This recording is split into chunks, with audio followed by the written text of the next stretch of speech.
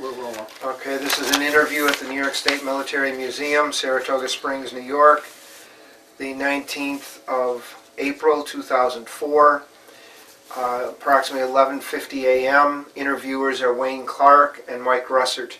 Could you give me your full name, date of birth, and place of birth, please? Yeah, name is James A. McEwan, born in Brooklyn, New York on April 12, 1922. Okay. What was your educational background or experience before you entered the service? Well, instead of finishing the 8th grade in high school, I went away with the 102nd Observation Squadron. Okay. And then I finished college later on the bootstrap through the Air Force's program, yeah. Okay. Do you remember where you were? And, I'll go back. You joined the service in June of 1940. Why did you obviously enlisted then, correct? Yes. Why did you select the Army Air Corps? Oh, I was always interested in airplanes. You know, a little kid, and I used to make model airplanes out of wood and so on. And the Miller Field was only a mile away from home.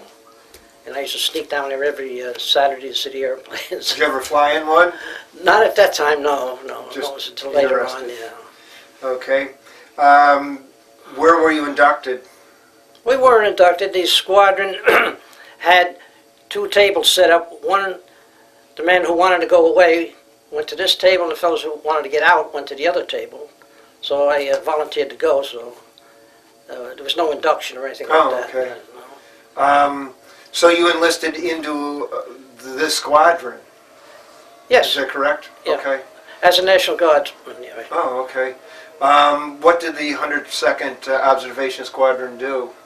Well, training prior to war was gunnery, photography, and artillery spotting. Mm-hmm. And they would have a little smoke bomb on top of a pole with a string on it.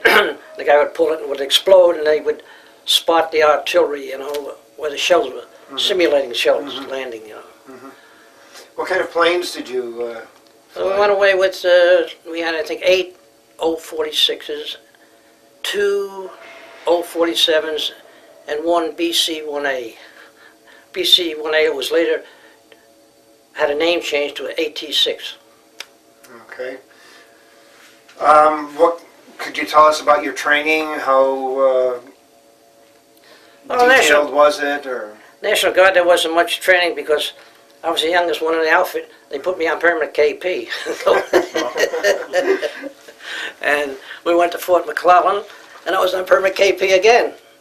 Till one morning I balked and was sat down and told them I refused to do any more of this KP work. It was like from 5 in the morning to 7 or 8 o'clock every night. And they called the first sergeant, and he said, "Go to your tent, and I'll take care of you later." So about 2 o'clock in the afternoon, a little call would come on and says, "The first sergeant would like to speak to you." I went up there and he says, "Report to," I told him I wanted to be an aircraft mechanic, that's what it was. So he says, "Report down to Sergeant Ash at 7 o'clock in the morning. You'll be in engineering section from here on in." So that was my training there. Was a good training because the men were real interested. I was a young fella, and they mm-hmm. kind of took me under their wing and taught me all the ins and outs of aircrafts and whatnot. Then when I went overseas with P-38s, we lost the P-38s in about a month's time, and they gave us P-17s. So they asked for volunteer gunners, so I volunteered, and they sent us up to 19th Bomb Group's armament section. Whereabouts was that? Pardon? Whereabouts was that? Europe? No, this was in Townsville, Australia. Okay. Now, how did you go overseas on a ship? Well, yes, on the USS President Coolidge. Mm-hmm. Was it in a convoy? Oh yeah, it was a convoy. It was the Queen Elizabeth, the Mariposa, and we had a cruiser on our leadings out with the USS Austin. And where were your planes? They were on the deck. On the deck. In fact, I have a picture of them that I gave okay. Mike. Okay. Did they wrap them to protect them from the sea you can see that they're all. Okay. Okay. They had tape all over the openings and whatnot, you know. And, and they were the first P-38 sent overseas during the war. Those 4 that we had. And the one that's in that picture That is actually the first P-38 shot down in the war, where Captain Connolly was a pilot of it. And if you can get a hold of the 8th Photos Recon Squadron's book, it's got that listed in there. Okay. All right. So you donated a large number of photographs that were Yeah, I have more down in the sent library up to her, collection. yeah. Okay. Now, you changed then from the P-38s to the B-17. Do you know why they did that, or? Yeah, we lost the P-38s. Okay. They were supposed to be so fast nobody would ever get them, but they managed to shoot them, most of them down as a four. I don't know how many it was exactly that one. But we Now, when you were in the observation squadron, were your P-38s armed? Oh, no, we didn't have the P-38s in the... See, Okay. they called us to form a new squadron Oh, okay. overseas immediately, All right. and it was the 8th Photo Recon Squadron. Well, were your P-38s armed at all? Nope. No, okay. Unarmed, yeah. The B-17s were armed, and what they did was they sent us to the 19th Bomb Group's armament school to learn how to tear down the guns and repair them in flight and all that sort of stuff. And the next day we fired the guns against a hill behind the armament shop, and that was our training, and we just went out on the missions. And Now, what kind of special equipment did they fit into the B-17s then? It still was a photo recon unit, correct? yeah, we had to mount cameras, oblique cameras, and vertical cameras. And this Now- way, when they looked at through a prism and looked down, it gave you a 3D. The mountains would jump up and see, things like Now, that. did they do this in the Bombay area? Where did they do this? On the B-17, the oblique cameras were back at the rear door, and the vertical camera was through the radio compartment floor. Okay. So they had to do a lot of changes or alterations to the No, inside, it or? It doesn't take much to cut a hole in the airplane and Okay. put a plexiglass cover on it, I guess the sheet metal man would do that in a couple of hours, really. But they already had the mounts for it, we just put on the floor. Were you part of the 5th Air Force, or Yes, Fifth there Air. was the 5th Air Force? Yeah, when we first got over there, I think it was called the Far Eastern Air Force, and that was the 5th, Okay. All right. So you were a gunner on these Ball planes? turret gunning, yes. All right. Did you ever wear your parachute in there, or any No, you life couldn't- jacket or anything? You couldn't get anything on Yeah. it. Yeah. Too small. You laid on your back and your knees were up near your head. It had a automatic sight on it, and you couldn't miss with that thing because it figured out your trajectory and also figured out the lead. All you had to do is just move the turret a little bit like that, and it would automatically give you the lead to the enemy plane. Now, were you able to let yourself in and out of that No, turret, or somebody had to? the side gunner locked you in, and Okay. I don't think I could ever reach it to get out of it if you were trapped.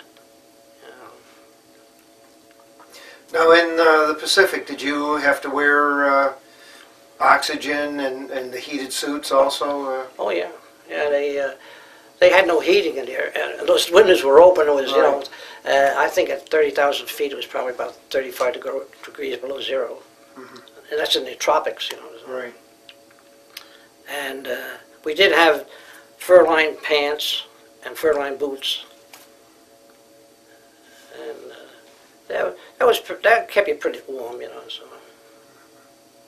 Now, I noticed you had a squadron insignia downstairs. Did you ever did you wear those on your jacket or anything like they did in the European theater? If you look on the internet, you'll see my picture on there Oh. with that jacket on.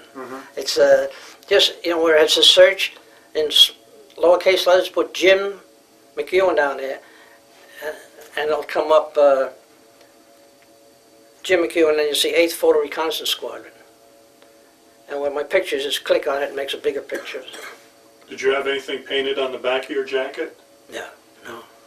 How about the plane? Was it named at all, or? Later on, they called it it was called RFD Tojo. Yeah. And it was a stork with a diaper in its mouth, you know, and a bomb in, in its diaper. So. Okay. Where were your most of your missions, and could you describe some of them? My first mission was a place called Kokoda, and it was right in the middle of the Owen Stanley Range, and the Japanese had gotten up to that point until they was stopped by the infantry. And but I flew all over to missions to Rabaul, Leh, Nadzam, Hollandia, Wewak. My last mission was up to a place called Bayak Island, where we went in at 500 feet and a quarter of a mile offshore to map the landing areas. And where was that? Bayak Island? That's to the north of New Guinea, a little bit on the east side of it, yeah.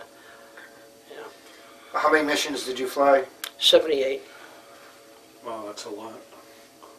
It was fun there after a while. Did you ever get bounced by Japanese fighters? Yeah, every once in a while, but we had the advantage that the bombers have to just stay all together, you know, like when we see them coming, we could scoot off to the side, and they'd try to chase you, and they'd start running out of gas and turn around, and most of the time they'd go back. So we didn't get into real dog fights. Were you ever hit with flak, or? I've got hit a couple of times, but nothing major, you know.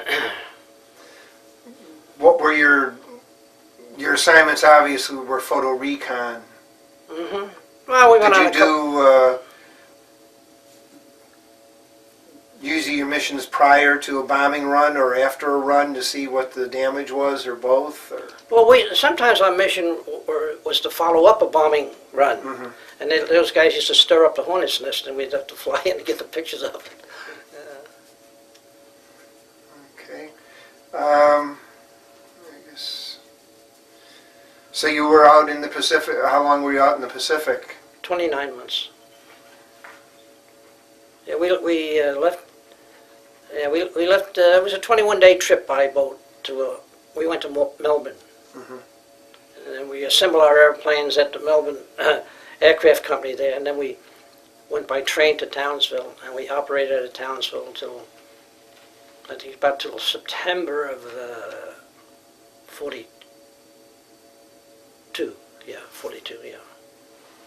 Where did you go from there? We'd go up to Moresby, reload with gas, and then take off, and then we'd come back and refuel again and go back down to Australia, because they didn't want to leave the airplanes up there at night, because there's no air raid warning system up or no any aircraft guns around Port Moresby at that time. And they wouldn't allow nurses up there because they thought it was too dangerous. Okay. When did you leave the Pacific then? Well, I was flying home when the pilot of the transport let us know that there was the landing at France on, what was that, June 7th? June 6th, D-Day. 6th, okay. Okay. What was your assignment then in the States? I guess, obviously, since you stayed in until 62. Well, I wanted to go on B-29, so I went on B-29s as a flight engineer.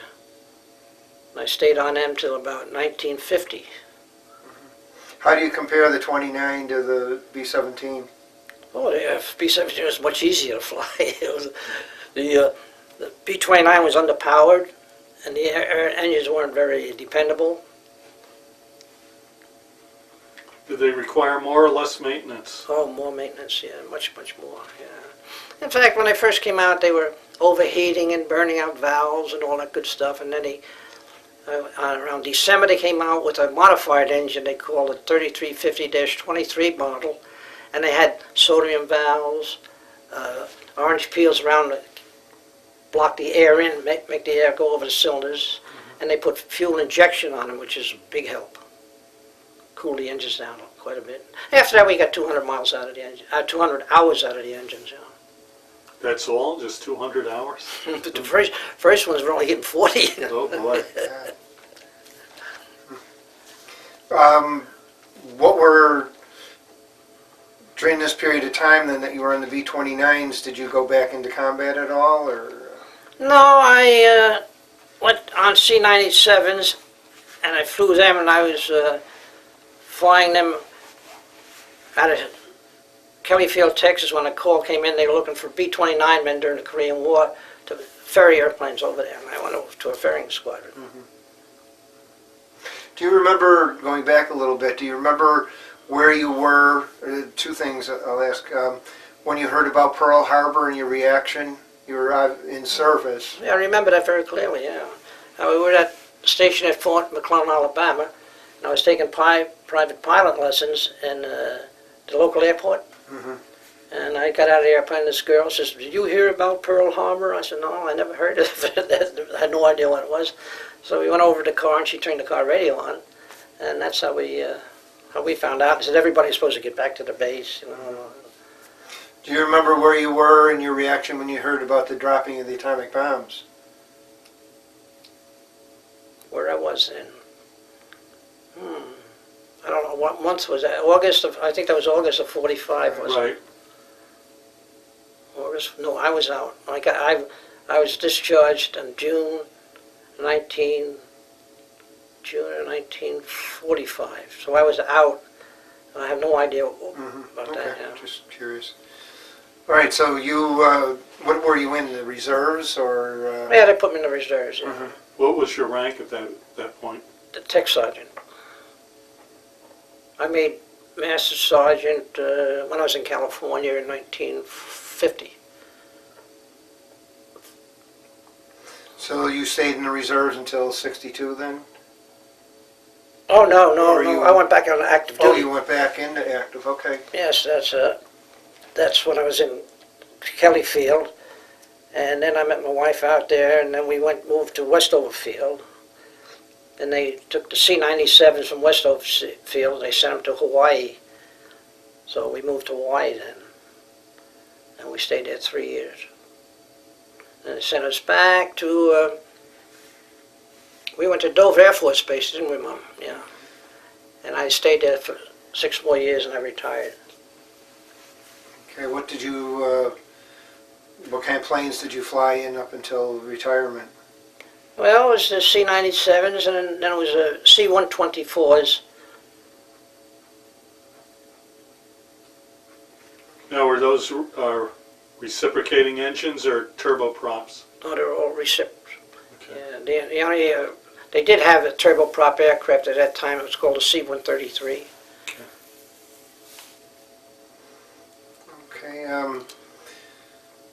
guess, what was I going to ask you?